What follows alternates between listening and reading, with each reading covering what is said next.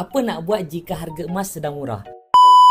Sebelum tu boleh follow dan share video ni untuk rujukan akan datang. Jika harga emas sedang murah, ini adalah peluang baik untuk membuat keputusan yang sangat bijak. Berikut adalah beberapa langkah yang boleh anda pertimbangkan. Yang pertama, beli emas. Hari ini waktu yang sesuai untuk anda membeli emas sebagai simpanan jangka masa panjang. Emas cenderung meningkat nilainya dalam tempoh jangka masa panjang dan dianggap sebagai safe haven ketika ekonomi tidak menentu. Yang kedua, tambah simpanan emas secara konsisten. Gunakan konsep pemurtaan harga emas. Yang ketiga, pilih bentuk emas yang sesuai. Untuk pelaburan dan simpanan, pertimbangkan jongkong, gold bar ataupun dinar kerana spread perbezaan jual beli dia lebih kecil. Yang keempat, elakkan jual emas semasa harga rendah.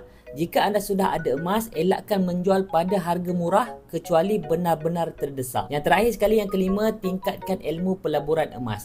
Baca buku yang berkaitan dengan emas. Antara buku terbaik yang saya nak cadangkan adalah buku Wang Emas yang ditulis oleh mentor saya, Tuan Muhammad Zulkifli Syafiee. Sangat mudah untuk difahami.